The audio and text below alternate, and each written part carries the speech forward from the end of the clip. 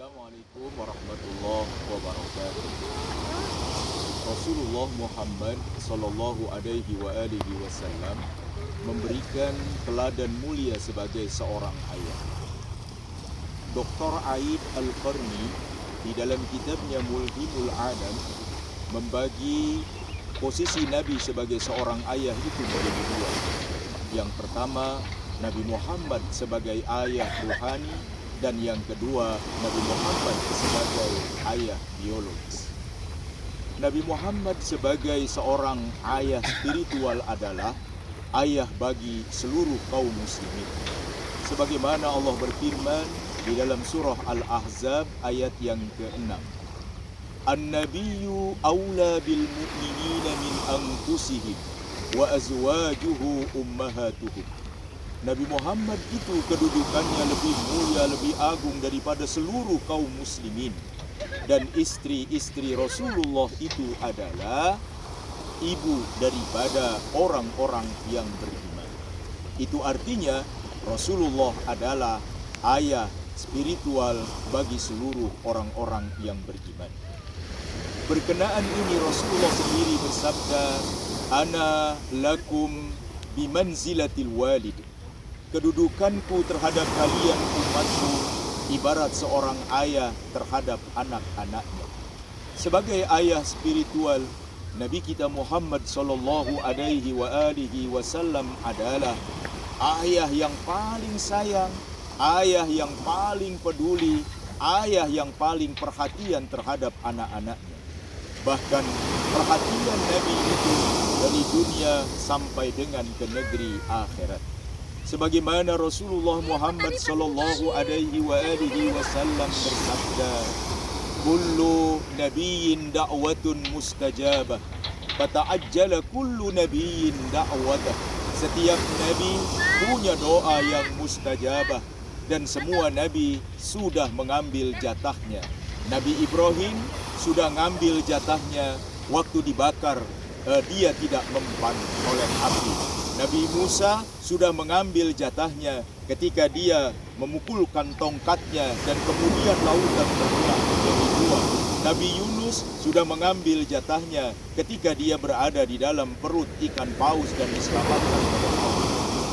Sedangkan Nabi kita Muhammad sallallahu alaihi wasallam menunda jatahnya. Kelak di hari kiamat Nabi akan meminta diberikan izin memberikan syafaat kepada umatnya. Subhanallah, inilah satu-satunya ayah ruhani yang begitu perhatian terhadap anak-anak spiritualnya.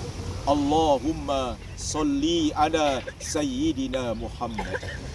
Yang kedua, posisi Nabi sebagai seorang ayah biologis. Allah menyatakannya di dalam surah Ar-Ra'du ayat yang ke-38. وَلَقَدْ أَرْسَلْنَا رُسُلًا مِنْ قَبْلِكَ وَجَعَلْنَا لَهُمْ أَزْوَاجًا وَذُرِّيَّةً.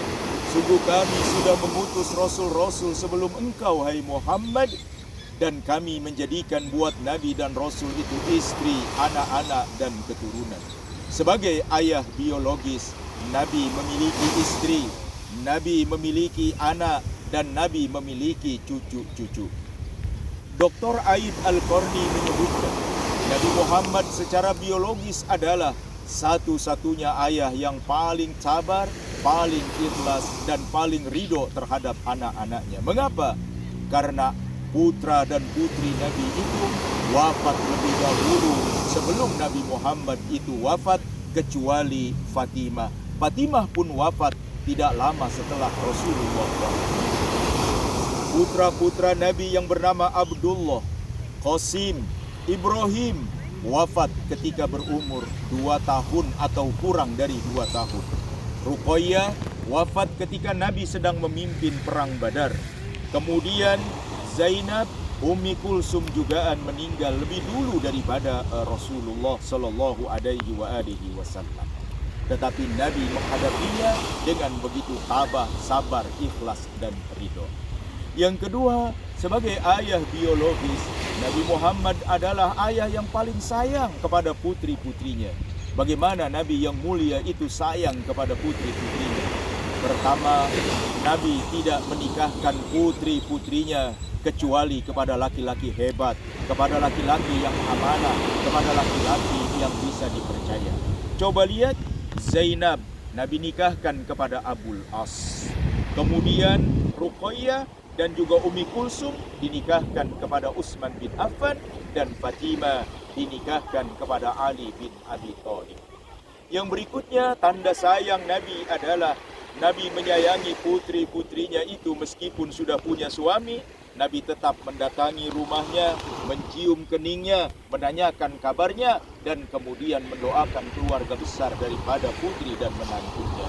Dan yang ketiga, Nabi kalau ama putri-putrinya enggak sayang ama harta, enggak sayang ama yang namanya duit dan kekayaan.